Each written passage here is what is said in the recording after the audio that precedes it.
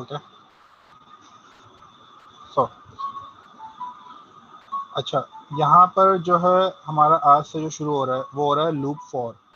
ठीक है, ये बेसिकली लूप होते हैं। लूप के अगर उर्दू मीनिंग अगर निकाली जाए तो लूप को बोलते हैं मुसलसल एक चीज़ को चलाते रहना। ठीक है, कि भाई ये वीडियो लूप में चल रही है, मतलब वो वीडियो बार बार चल रही है, या फिर ये बंदा लूप में काम कर रहा है, कि यार ये बंदा बार बार मुसलसल काम करे जा रहा है, ब्रेक नहीं दे रहा। तो लूप का मतलब ये होता है कि वो कंटिन्यूसली चलता रहे चलता रहे चलता रहे। ठीक है, सो इस पे काम किस तरह से होता है? Loops can execute a block of code a number of times. ठीक है, JavaScript loops. Loops are handy if you want to run the same code over and over again, each time with a different value. Often this is the case when working with arrays. अच्छा, loop का जो concept होता है ना वो basically वो array से connected है। ठीक है, ठीक है, जिस तरह से एरे रन होता रहता है कि आपका इनिशियलाइजेशन से शुरू होता है, ज़ीरो से शुरू होता है, और जब तक उसको वैल्यूज मिलती रहती हैं तब तक वो चलता रहता है। तो एक तरह से रिजेंबल है वो लूप के उस पर। तो इसके अंदर हम इसको भी कह सकते हैं। ठीक है, अब जैसे कि यहाँ पर इन्होंने एक ये बनाया हुआ है टेक्स्ट, और ये आपके असाइनमेंट ऑपरेटर्स वगैरह आ गए। ठीक है, अब ये किसको याद है? अब जिसको ये याद होगा उसको ये इजीली समझ में आ जाएगा। ठीक है, और यहाँ कार्स जो है उसकी ये एरे की इंडिकेशन शुरू कर दिए ज़ीरो से। ठीक है, अच्छा, जो फॉर का सेंटेक्स्ट होता है वो ये है। ठीक है, अच्छा, लास्ट क्लासेस से रिलेटेड मैंने कुछ बातें रिपीट की थी। इनिशियल वैल्यू, इनिशियल कंडीशन और इंक्रीमेंट डिक्रीमेंट, ये मैंने कुछ क्लासेस में मैंने बताया भी है। ठीक है, तो वो ये चीज़ है। Let I is equals to zero, ये आपकी क्या हो गई? Initial value. और I is less than cards length, ये आपकी क्या हो गई? Initial condition. ठीक है, और ये आपका क्या हो गया? Increment decrement. अब इंक्रीमेंट कैसे है? ये कि दो प्लस साइन लगे हुए हैं तो आपका ये इंक्रीमेंट है। ठीक है, और अगर ये दो दफ़ा माइनस होता तो ये डिक्रीमेंट हो जाता। ठीक है, और इंक्रीमेंट की वैल्यू आपकी वन टाइम आगे इंक्रीमेंट वन के उसको होती है, इंक्रीमेंट जहाँ भी होगा वो वन टाइम उसको इंक्रीमेंट करेगा। ठीक है, और जहाँ डिक्रीमेंट होगा उसको वन टाइम डिक्रीज कर देगा। लाइक अगर मैं इंक्रीमेंट की अगर वैल्यू चलाता हूँ 5+1 इंक्रीमेंट, तो वन इसकी वैल्यू इंक्रीमेंट होगी, ना कि टू होगी ना थ्री होगी, वन वन टाइम इंक्रीमेंट होता है वो, बस। ठीक है,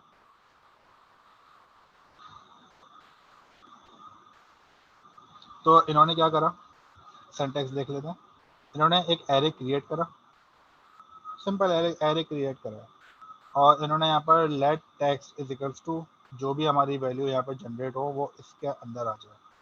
ठीक है, फॉर, अब ये फॉर का इन्होंने लूप बनाया हुआ है। लूप का सेंटेक्स आपका ये रहा, यहाँ से शुरू लेके यहाँ तक, बस ये फॉर का आपका सेंटेक्स है। ठीक है, for let I is equals to zero, zero से स्टार्ट हो, और इनिशियल वैल्यू जो हो, जो भी कार्ड्स की लेंथ हो, ये कार्ड्स इसकी लेंथ जो भी हो, ठीक है, उसको रन कर दे, और यहाँ पे आपकी वैल्यू लगा दी इंक्रीमेंट। ठीक है, और सिंपल इसको क्या करा, यहाँ पे इसको इक्वल टू कर दिया कार्ड्स के, और ये क्या है? आई आपकी वैल्यू, ये आपका वेरिएबल समझ लो या वैल्यू समझ लो। ठीक है, और ये सिंपल बी आर कर दिया। क्यों? इसको कॉन्केटिनेट करा है, ये आपका कॉन्केटिनेशन हो रहा है, कि अगर ये नहीं होगा तो फिर आपका ये सारा कुछ कोड एक लाइन के अंदर आ जाएगा, तो इसलिए लाइन ब्रेक करने के लिए इन्होंने ये बी आर करा है। बी आर का मैंने आपको बताया था HTML के टाइम पे, कि बी आर का मतलब होता है लाइन ब्रेक करना। ठीक है, अच्छा, dot document dot get element by ID demo dot inner HTML is equals to text. Text क्या है? हमारा यहाँ पे वेरिएबल सिलेक्ट हुआ हुआ है। अब जो भी वैल्यूज हैं वो सारी प्रिंट कर दो। इसने देखो सारी वैल्यूज प्रिंट कर दी यहाँ पर। ठीक है, BMW, Volvo, Thar, Ford, fiat और ऑडी, सारी वैल्यूज उठाकर सिंपल ये एक लूप चलता हुआ आया, और जैसे ही इसको जहाँ पे एंड हुआ वो ऑटोमेटिकली वहाँ पर रुक गया। ठीक है, तो ये इसका सिंटैक्स है। अच्छा, अब कौन कौन से लूप्स होते हैं, ये इनकी टाइप्स लिखी हुई हैं। For loops through a block of code a number of times, ठीक है, for in loops through the properties of an object. अब प्रॉपर्टीज जो होती है ऑब्जेक्ट की, उसकी बेसिस पे आपका फॉर इन चलता है। फॉर ऑफ किस पे चलता है? Loops through the values of an iterable object, जो कि आपका ऑब्जेक्ट क्रिएट हो और उसके बाद फिर उसकी वैल्यूज आपकी आपकी डिक्लेयर हो, तो आपका फॉर ऑफ है वो। वाइल क्या है? Loops through a block of code while a specified condition is true. अब ये आपका जो वाइल का लूप चलता है, ये आपका चलता है बोलियन पे, ट्रू और फॉल्स पे। ठीक है, बोलियन याद है? बोलियन बोलते हैं इसको। मैं पीछे वाली चीज़ें कुछ इससे रिपीटेबल हो रही हैं, रिलेटेड हो रही हैं, तो इसलिए रिपीट हो रही हैं। ठीक है, अच्छा, वाइल में आपका कंडीशन ट्रू फॉल्स आती है। ठीक है, और डू वाइल में क्या है? Also loop through a block of code while a specified condition is true. जो कि आपका ब्लॉक ऑफ कोड हो, अगर वो कंडीशन स्पेसिफाइड ट्रू होगी तो आपको वो डू वाइल का लूप कहलाएगा। ठीक है,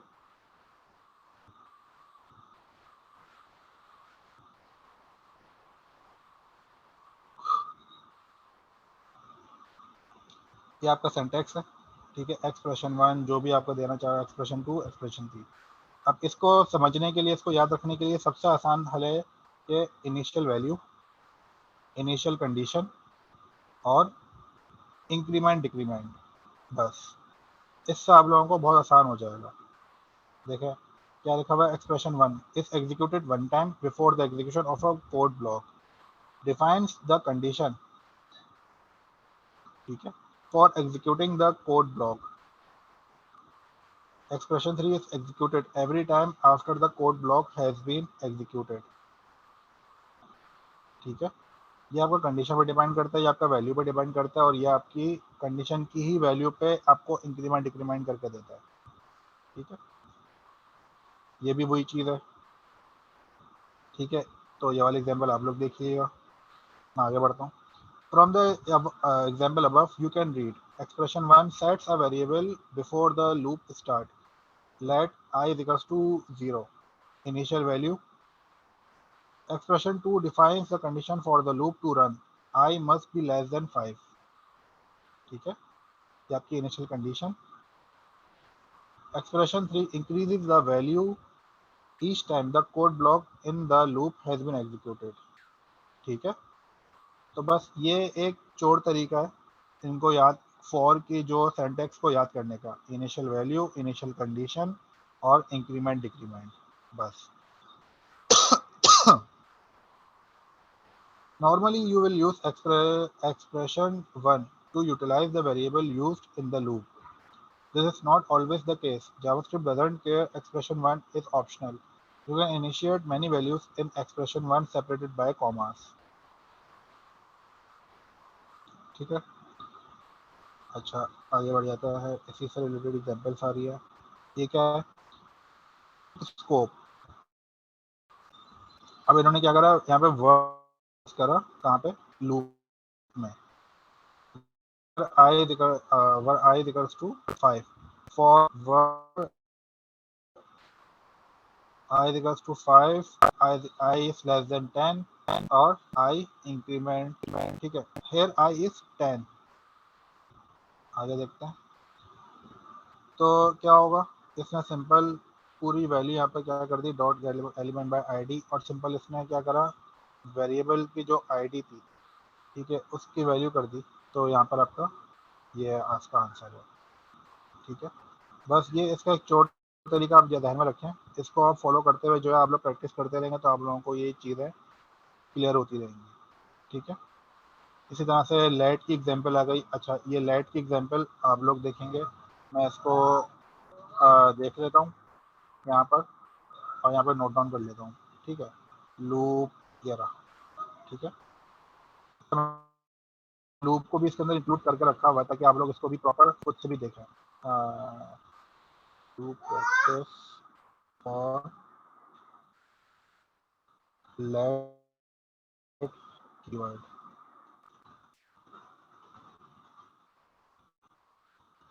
ठीक है,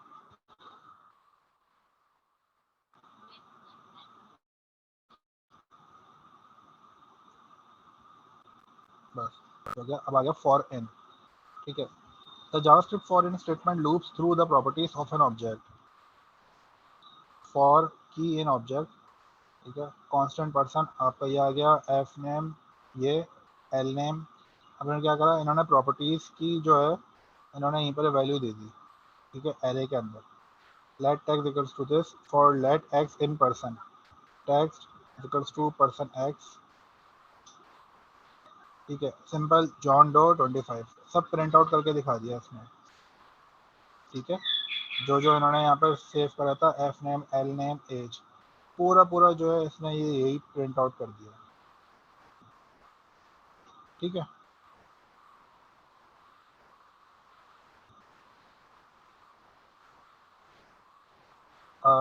अरमान सर एक्सप्रेशन 2 वाले एग्जांपल रिपीट कर देना। अच्छा एक मिनट,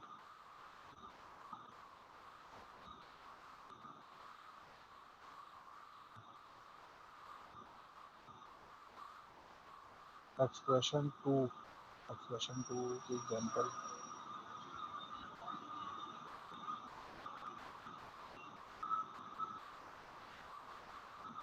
एक्सप्रेशन 2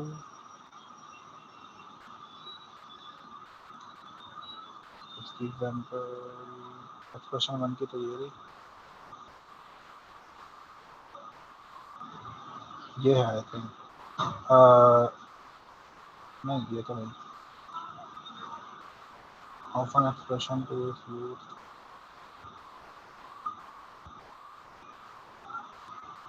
अफगान मैं स्क्रीन दिखा रहा हूँ आपको, आप मुझे बताओ कौन सी वाली, इस वाली की बात कर रहे हो आप अफगान, रिप्लाई करो, ठीक है। एक्सप्रेशन 1 की एग्जांपल दी रही,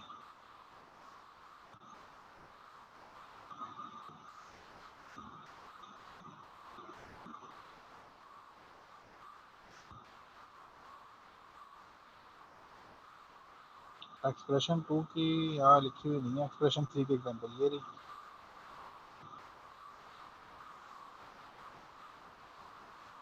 कौन सी वाली एग्जांपल की बात कर रहा था अफगान?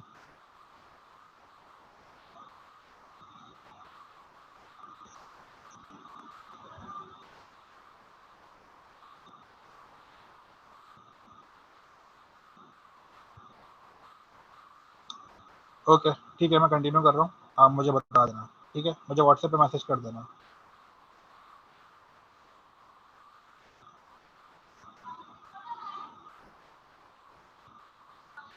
ओके, फॉर ऑफ,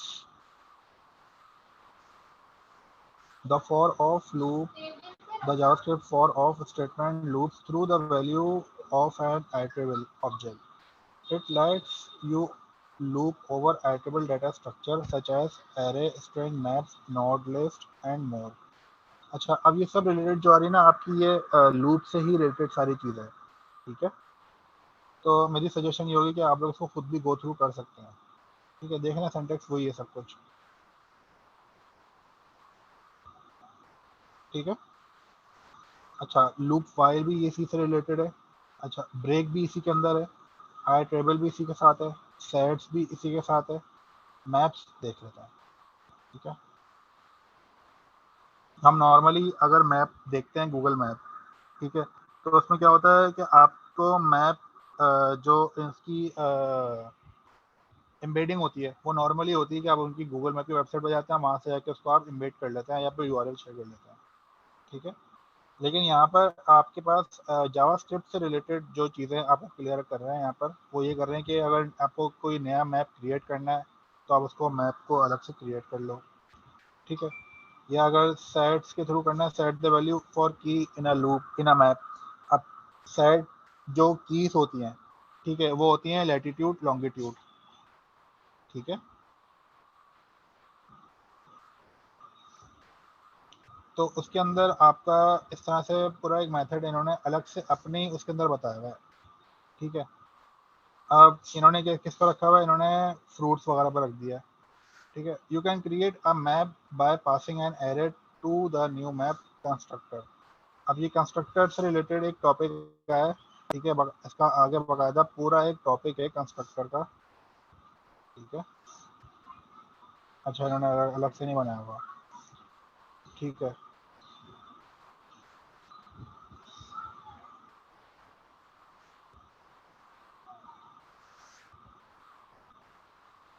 अच्छा, इसकी एग्जाम्पल देख लेते हैं वाली। अब इन्होंने क्या करा हुआ, इन्होंने एक मैप क्रिएट कर रहे हैं, लेकिन इसकी ये वाली एग्जाम्पल्स रखी हुई है, ठीक है। एप्पल्स 500 बनानास, अब ये एरे और उनके वैल्यूज वगैरह रखी हुई है, ठीक है। अब क्या है, अब जो भी ये अपनी वैल्यू गेट करवाना चाह रहे हैं, इन्होंने यहाँ पर जैसे लिखा हो फ्रूट्स डॉट गेट, ठीक है। गेट के बाद जो भी यहाँ पर नाम लिखेंगे, एप्पल्स बनानास ऑरेंजेस, उनकी जो वैल्यूज आ रही हैं वो यहाँ पे प्रिंट हो रही हैं। अब जैसे कि एप्पल्स है तो एप्पल्स की 500, बनानास तो उसकी 300, ठीक है। तो इनकी वैल्यूज़ को, जो लॉन्गिट्यूड लेटीट्यूड की जो वैल्यूज़ होती हैं, मैं आपको अगर दिखा देता हूँ, ठीक है, वो कहाँ से निकलेंगी।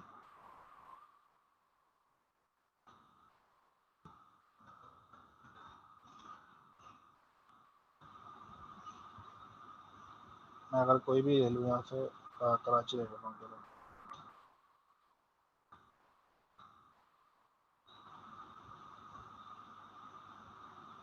तो इनके ऊपर आती हैं वैल्यूज़, ये आ रही लॉन्गिट्यूड लेटीट्यूड, ठीक है। अब आप मैप का मैंने बोलते हैं पूरा यहाँ पे मैंने इसको सेव कर दिया है। इसको आप खुद भी गो थ्रू करिएगा, रीड आउट करिएगा, आप लोगों को और मज़ीद क्लियर हो जाएगा, ठीक है। अच्छा, इसी से रिलेटेड टाइप ऑफ भी है, कन्वर्जन भी है, बिटवाइज भी है, रेगुलर एक्सप्रेशन भी है और प्रेसिडेंस भी है, ठीक है। मैंने ये सारा कुछ मैंने इसके अंदर ऐड करके रखा हुआ है। ये सब टॉपिक्स एक दूसरे से रिलेटेड है, तो इसलिए मैंने इन सब टॉपिक्स को मैंने एक साथ लिख कर रख दिया है। अब यहाँ से जो है आपका ये नया टॉपिक शुरू हो रहा है, जेसन, ठीक है। मॉड्यूल्स तक आपका सब कुछ एक ही टॉपिक से रिलेटेड है, तो इसलिए मैंने आप लोगों को इसके अंदर मैंने ऐड कर दिया है। लूप मैंने इसके अंदर इसलिए क्लियर करा ताकि आप लोगों को मैं एक first topic, second topic, third topic clear कर दूं, loop, for in, for of वगैरह, ताकि आप लोगों को आगे टॉपिक समझने में प्रॉब्लम ना हो, ठीक है। चलो, जेसन से शुरू करते हैं। Jason is a format for storing and transporting data. अब जैसे कि आप लोग क्या करते हैं, अपना डाटा किसी को आप लोग शिफ्ट कर रहे होते हैं, जैसे कि वी ट्रांसफ़र वगैरह कर रहे होते हैं या गूगल ड्राइव पे कर रहे होते हैं, वो तो एक आपका एक अलग फॉर्मेट ऑफ वो आपका डाटा बन के जा रहा है, लाइक उसको आप फाइल में रख रहे हैं, जिप फोल्डर में रख रहे हैं, आप उसको शेयर कर रहे हैं, तो वो आपका शेयर हो रहा है, ठीक है। लेकिन अगर आपको किसी वेबसाइट का डाटा, उसको आपको पूरा माइग्रेट करना है, ठीक है, कि जैसे कि बेसिकली जैसन कहाँ काम आता है, वेबसाइट माइग्रेशन में, लाइक इस डोमेन से उस डोमेन पर अगर वेबसाइट जानी है तो वो किस फॉर्मेट में जाएगी, तो वो जाती है आपकी जेसन फॉर्मेट में और एक्सएमएल फॉर्मेट में। एक्सएमएल फॉर्मेट में आपका डाटा एक्सपोर्ट होता है कभी कभी, दोनों ऑप्शन है, या तो एक्सएमएल या फिर जेसन, ठीक है। तो अभी फिलहाल जेसन टॉपिक आया, एक्सएमएल टॉपिक भी आएगा तो एक्सएमएल भी बताऊंगा कि किस तरह से एक्सएमएल के अंदर भी आपका डाटा सारा माइग्रेट होता है। मैं अगर आपको इसकी लाइव एग्जांपल दिखा देता हूँ, तो इसकी लाइव एग्जांपल आपको मैं दिखा देता हूँ। न्यू मोबाइल डिवाइसेस,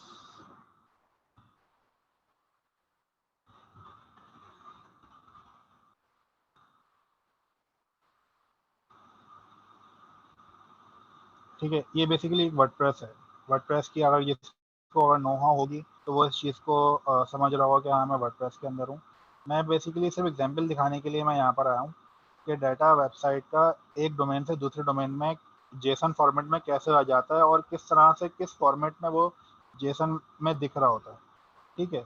सिर्फ वो दिखाने के लिए मैंने इसके अंदर आपको लेकर आया हूँ। ये आपका यहाँ आ गया जेसन फॉर्मेट में। मैं अगर आप नोट पैड की अगर फाइल खोल लेता हूँ, क्या आपका है,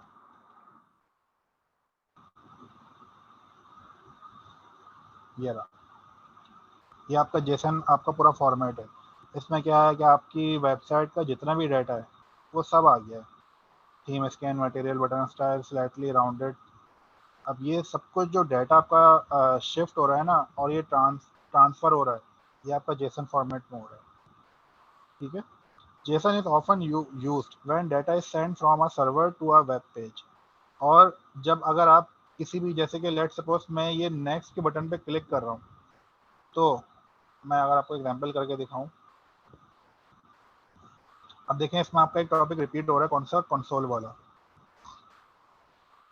ठीक है, अब देखिएगा मैं अगर इसको इधर से दिखाता हूँ, मैं अगर जैसे ही नेक्स्ट पे क्लिक करूंगा ना, तो देखिएगा यहाँ पे सब आप लोगों का डाटा सब चेंज होगा। ये आपका जेसन फॉर्मेट में आपकी ये एक सर्वर के थ्रू क्यूरी गई है, मेरी एक हिटिंग हुई है बटन पे, जिसकी रिक्वेस्ट सर्वर पे गई है और सर्वर से रिक्वेस्ट मेरे पास रिटर्न आई है। ठीक है, तो ये आपकी जेसन फॉर्मेटिंग में आपके सर्वर पर रिक्वेस्ट जा रही है, जो कि यहाँ लिखा हुआ है JSON is often used when data is sent from a server to a web page. ठीक है, बेसिकली जो मेरा डोमेन है ये सर्वर है ना, और ये वेबसाइट चल रही है, तो इस तरह से ये डाटा की ट्रैवलिंग वगैरह, माइग्रेशन और ट्रांसपोर्टिंग वगैरह डाटा की चल रही होती है थ्रू जेसन। क्लियर हुआ?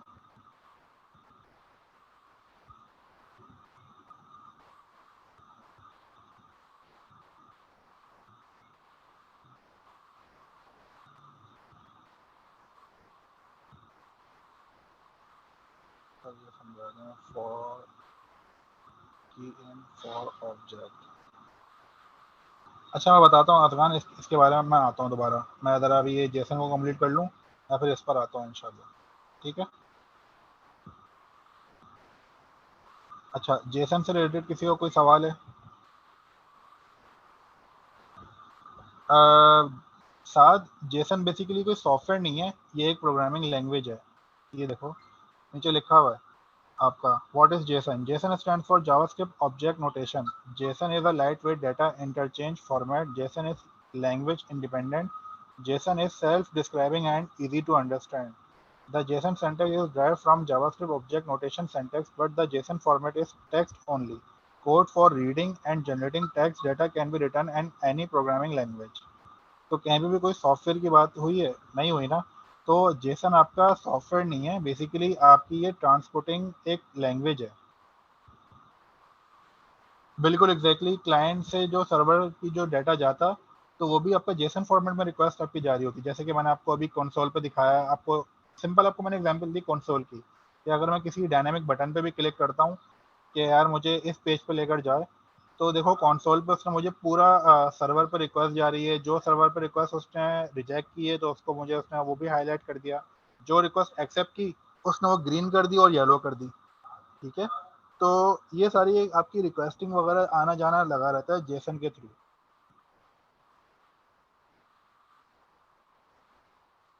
ठीक है, अच्छा इस टॉपिक को ना इतना डीपली पढ़ने की ज़रूरत नहीं है, क्यों? क्योंकि इसके ऑनलाइन टूल इतने ज़्यादा आ चुके हैं जेसन के, कि जिसकी कोई हद नहीं है। इसके आ गए हैं प्लस एक्सएमएल। अच्छा जेसन और एक्सएमएल अब मार्केट में यूज़ नहीं होती, क्योंकि देखो तुम्हारे सामने है, मैं वर्डप्रेस पे गया, मैंने वर्डप्रेस पे मैं सारा डाटा मैंने खुद ब खुद, मैंने सिर्फ एक बटन पे क्लिक करा था, उसने मुझे खुद ब खुद सारा डाटा इसने इस तरह से बनाकर दे दिया। समझ रहे हो? अब इसके अंदर मुझे कोई भी चीज़ चेंज करने की ज़रूरत नहीं है। क्यों? क्योंकि मुझे पता है कि यार सारा डाटा मैंने वहाँ से इसका एक्सपोर्ट कर लिया, और सारा डाटा मेरे पास यहाँ पर मेरे हाथ में आ चुका है। अब मैं जहाँ चाहूँ मैं इस डाटा को अपलोड करके मैं अपनी वेबसाइट का सारा डाटा वहाँ पर शो कर सकता हूँ।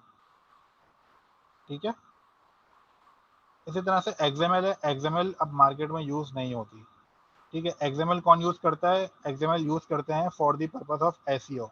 एसईओ के अंदर भी क्या होता है, एक्सएमएल का एक टैब होता है, उस पर आप क्लिक करेंगे वो ऑन हो जाएगी, एक्सएमएल पर क्लिक करेंगे वो ऑफ हो जाएगा। ठीक है, तो वो इतना ईजी है, और एक्सएमएल को इतना डीपली लर्न करने का कोई अब फ़ायदा नहीं है।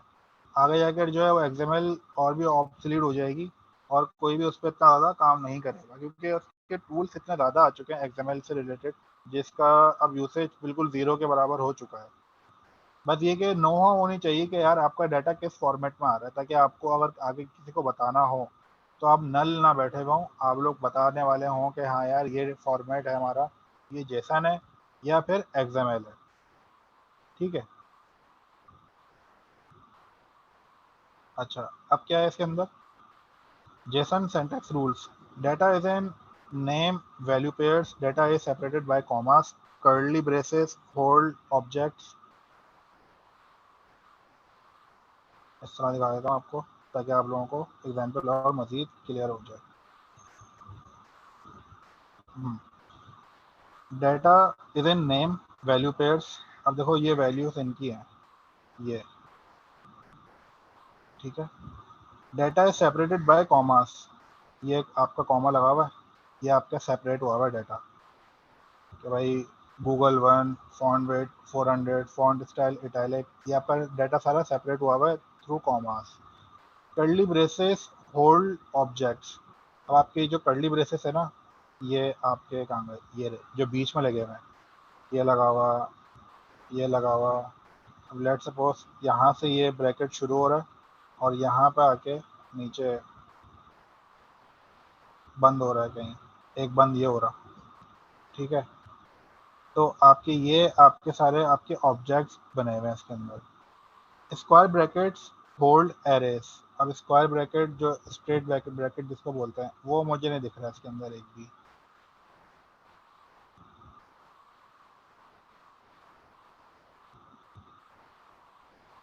अगर दिखेगा तो मैं बिल्कुल रोक दूंगा.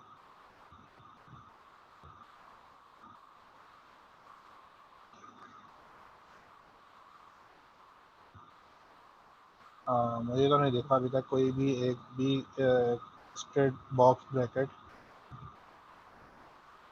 ठीक है.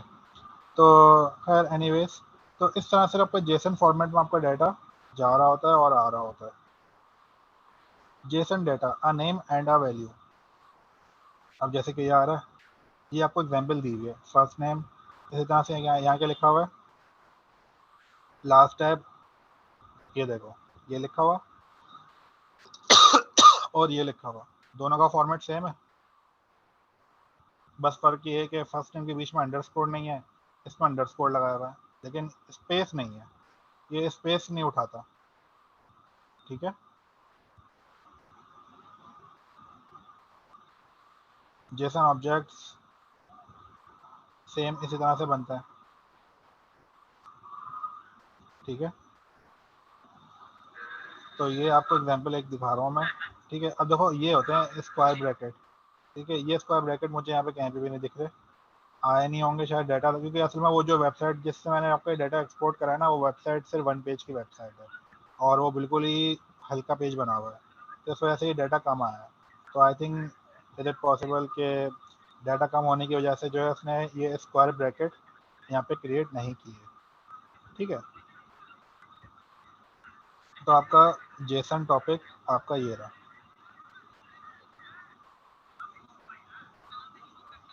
अच्छा, जावास्क्रिप्ट डीबगिंग.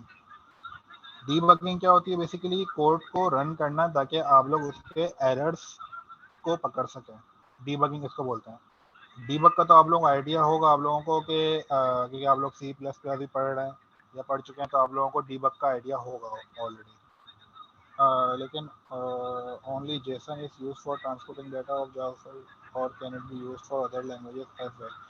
नॉर्मली यार देखो, जेसन फॉर्मेट ही ज़्यादातर आपका रिलायबल है, ठीक है. वो इसलिए रिलायबल है क्योंकि उसके अंदर आपको उनकी वेरिएबल भी दिख रहे हैं, उनकी वैल्यू भी दिख रही है, उनकी प्रॉपर्टीज भी दिख रही हैं, तो इसलिए ज़्यादा ईजी है. अच्छा, जितने भी डायनामिकली काम होते हैं ना, ज़्यादातर लोग प्रेफर करते हैं जेसन फॉर्मेट. ये है, ये ग्लोबली है, ठीक है. तो इसलिए ज़्यादातर अच्छा जो है वो आपका जावा स्क्रिप्ट के थ्रू है, और मेरे ध्यान में है नहीं, क्योंकि नॉर्मली हम लोग शुरू से लेके आज तक हमने जावा स्क्रिप्ट के थ्रू ही, सॉरी जेसन के थ्रू ही हमने डाटा को हमने ट्रैवल करवाया है, ठीक है. तो क्यों मैं आपको घुमाने वाली बात करूं, तो इसलिए सीधा मैंने आपको ये बताया कि मैंने अपने करियर में जेसन के अलावा किसी और फॉर्मेटिंग के हिसाब से मैंने डाटा को कभी भी ट्रैवल नहीं करवाया, और जेसन ही ज़्यादातर रिलायबल है, सिक्योर है, इंक्रिप्टेड है, ठीक है. ठीक है सर, समझ में आया. ओके. अच्छा, code debugging. Programming code might contain syntax errors और लॉजिकल एरर्स, ठीक है. एरर को पकड़ने के लिए हम डीबग मोड करते हैं. Many of these errors are difficult to diagnose. बिल्कुल ऐसी है यार, क्योंकि बहुत सारे एरर इवन के मेरे सामने, मेरे प्रैक्टिकली लाइफ के अंदर मेरे सामने इतने ज़्यादातर एरर्स हैं जिनको मुझे पकड़ना बहुत ही मुश्किल हो जाता है। मुझे भी डीबग मोड ऑन करना पड़ता है। ऑन करने के बावजूद जो है मुझे बहुत सारे एरर्स ऐसे होते हैं कि वो थोड़े कंफ्यूज करने वाले हो जाते हैं, क्योंकि पहले उनका बिहेवियर कुछ और होता है, लेकिन जैसे ही डीबग मोड ऑन करो तो कुछ बिहेवियर चेंज हो जाता है, मतलब सिंटैक्स चेंज हो जाता है बिल्कुल भी, कि C variable undefined in this line और अनडिफाइंड एक्सेस। ठीक है, तो इस टाइप के ना एरर चेंज होना ऊपर नीचे हो जाते हैं डीबग मोड के अंदर, तो उससे घबराना नहीं होता। उसको समझना पड़ता है कि भाई एरर आ कहाँ पर है। तो डीबग मोड इसलिए डेवलपर्स के लिए बहुत अच्छा टूल है। Often when programming code contains error nothing will happen. There are no error messages. You will get no indication where to search for errors. अच्छा, मज़े की बात ये होती है डीबग मोड पे जब अगर आपकी वेबसाइट आ जाती है ना, तो जो यूज़र हैंडेड होता है, यूज़र फ्रेंडली, जो मतलब जैसे कि वेबसाइट पे जो यूज़र आ रहे होते हैं उनके लिए वो एरर्स गायब हो जाते हैं, लेकिन वो सिर्फ डेवलपर्स के लिए शो करता है बैक एंड पे कि यार ये एरर मुझे क्यों शो हो रहा था, क्योंकि बहुत सारी वेबसाइट ऐसी होती है कि वो साइट लाइव चल रही होंगी और वो उनमें कोड आ जाता है, एरर कोड आ जाता है। तो क्या होता है, बहुत सा मतलब यूजर्स कस्टमर्स ऐसे होते हैं कि वो क्लाइंट को मैसेज करके बोल रहे होते हैं कि यार आपकी वेबसाइट पे ये एरर आया हुआ है। बहुत से क्लाइंट ऐसे होते हैं जो खामोश बैठे हुए होते हैं, उनको पता नहीं होता कि यार ये किस तरह से, ये क्या चीज़ है, तो वो डायरेक्टली ना क्लाइंट की ईमेल निकालते हैं, और ज़्यादातर लोग अपनी वेबसाइट पे इन्फो की ईमेल रखते हैं। तो मोस्टली कस्टमर्स क्या करते हैं, वो जो है ना आपका ईमेल पकड़ के आपको ईमेल कर देते हैं भाई कि आपकी वेबसाइट पे ये तो एरर आ रहा है। तो इस तरह से कभी कभी यूज़र को पता चल जाता है।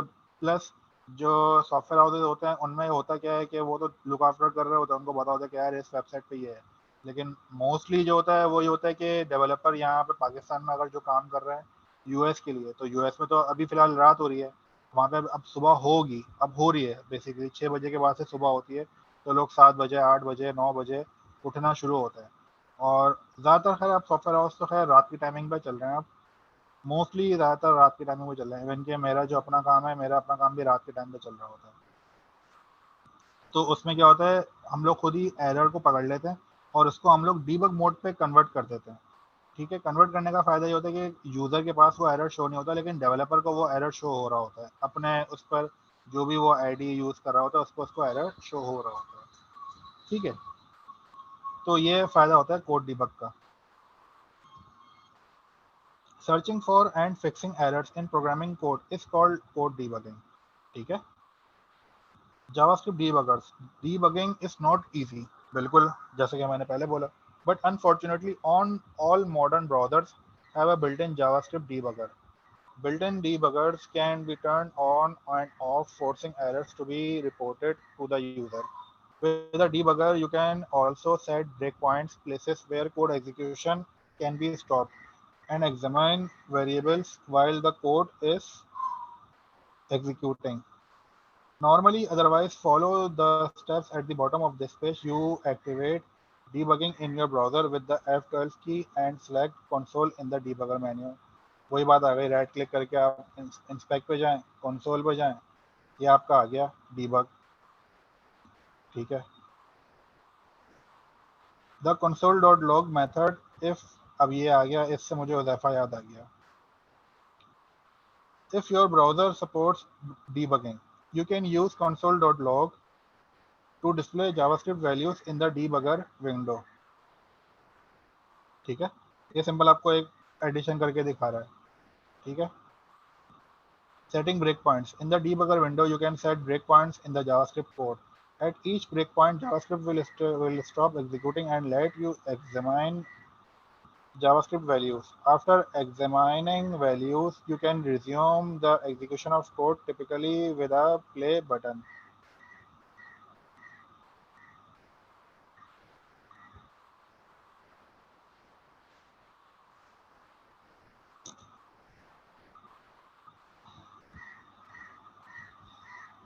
ठीक है, ये कंसोल की हिस्ट्री आ गई, क्लियर कर दिया। ठीक है, ये आपके आ गया ऑप्शंस काफ़ी सारे, कि अगर आपको वार्निंग देखनी है, इसको मैं रीलोड कर लेता हूँ तो फिर आप लोगों को इसमें सही दिख जाएगा। वार्निंग 2 है, टोटल आपको 10 मैसेजेस हैं। ठीक है, ये आपके वर्डवर्ड्स आ गए, 3 इन्फो आ गई, 3 वार्निंग्स आ गई, 3 एरर्स हैं, 4 यूज़र मैसेजेस हैं। ठीक है, तो इस तरह से आप इसको डिस्टिंग्विश कर सकते हैं। ठीक है, द डीबगर कीवर्ड, अच्छा ये पढ़ चुके हैं हम लोग। ठीक है, तो इस तरह से आप इसका डीबग मोड कर सकते हैं। अभी देखो हर ब्राउज़र का अपना इन्होंने लिख कर दे दिया है। ठीक है, तो बस डीबगिंग ये थी। अच्छा, स्टाइल गाइड क्या है भाई? Always use the same coding convention for all your JavaScript projects. JavaScript coding conventions. Coding conventions are style guidelines for programming. They typically cover naming and declaration, rules for variables and functions, rules for the use of whitespace, indentation and commands, programming practices and principles. ये तो खैर आप लोगों की practices से related चीज़ें हैं। ठीक है, ये वही सारी चीज़ें हैं जो हम शुरू में सब कुछ करते हुए आ चुके हैं। तो ये आपकी प्रैक्टिस के लिए आपको दिया है। चलो ये भी देखना, इंडेंटेशन, ठीक है, फ़ारेनहाइट वगैरह, टू सेल्सियस, स्टेटमेंट रूल्स, ये सब वही है जो ऑलरेडी आप लोगों पर पढ़ चुके हैं। ठीक है, मैं इसको भी इसमें नोट पैड की फाइल में ऐड कर रहा हूँ ताकि आप लोग ये पढ़ेंगे तो आप लोगों को सब कुछ रिकॉल होना शुरू हो जाएगा।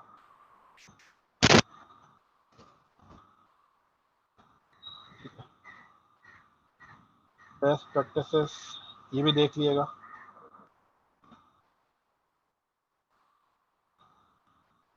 मिस्टेक्स ये आप लोगों को देखना ज़रूरी है। आप लोगों को सब पता चलेगा कि आप लोगों की मिस्टेक्स क्या क्या हो सकती हैं। परफॉर्मेंस को देख लेना, वरना ज़रूरी नहीं है। मैं इसके आगे लिख भी देता हूँ कि just read it, not that much important.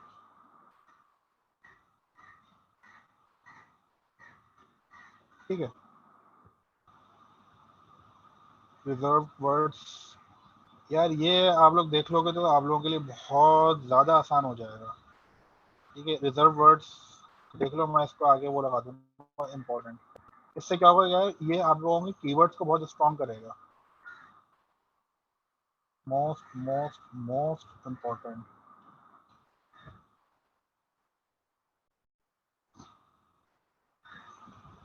देख रहे हो, सब वही चीज़ें आ रही हैं जो आप लोग ऊपर पढ़ चुके हो।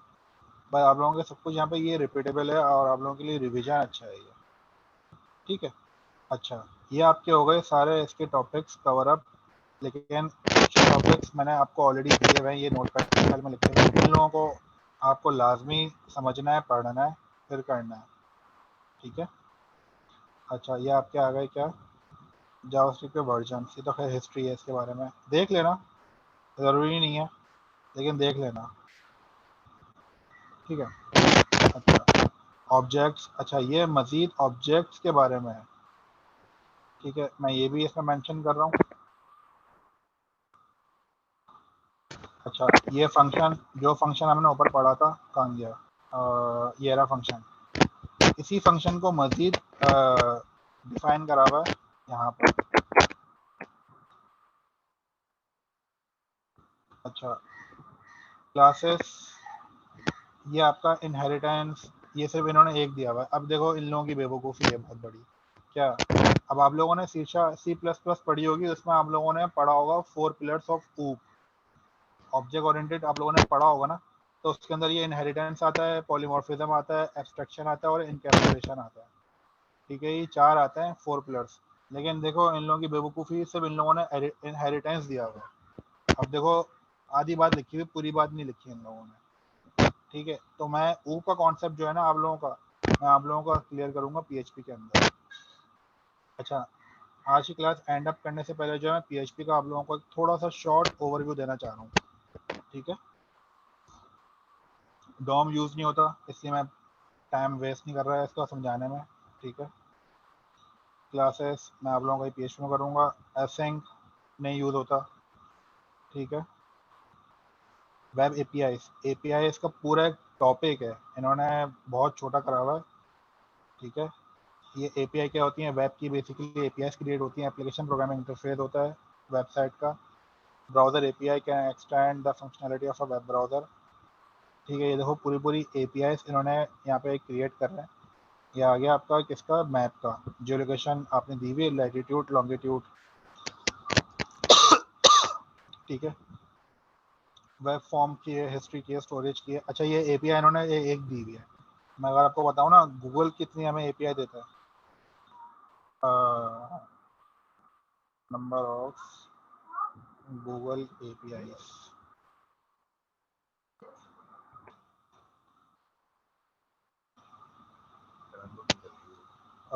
टोटल नंबर गूगल एपीआई,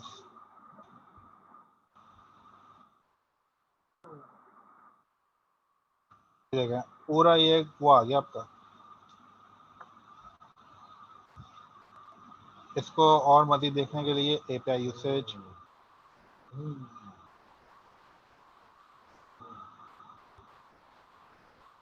ये देखा कितनी सारी एपीआईस हैं, ये सारी एपीआईस हैं गूगल की, ये देखें कितनी है।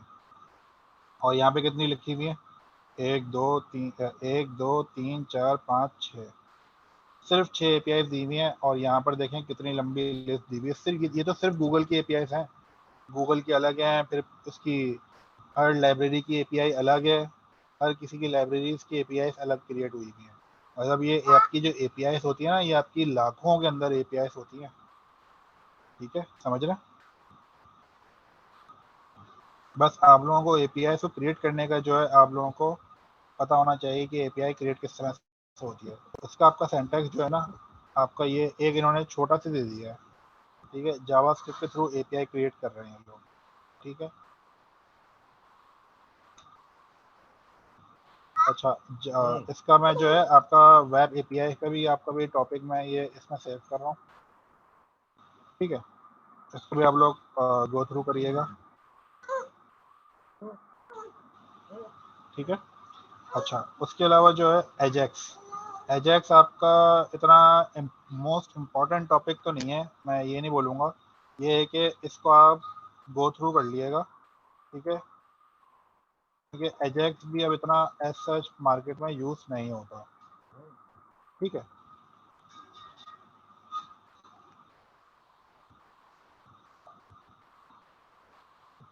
सही है। अच्छा इसी तरह से जेसन, जेक्यूरी ग्राफिक्स, ठीक है।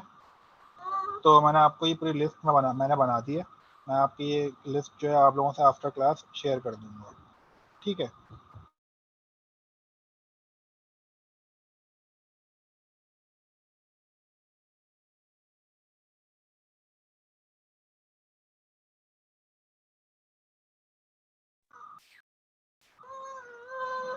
ठीक है,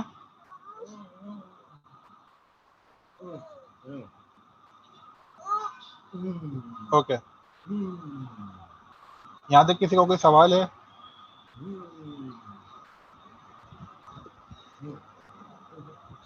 यहाँ तक अगर किसी को कोई सवाल है तो वो मुझसे बिल्कुल पूछे।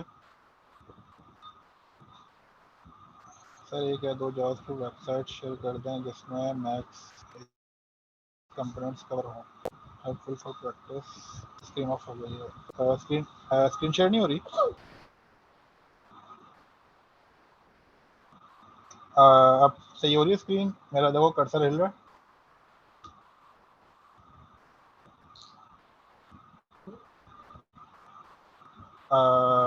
अब स्क्रीन शो हो रही है मेरी, स्क्रीन तो मेरी शेयर हो रही है। एक मिनट मैं ऑफ कर रहा हूँ स्क्रीन।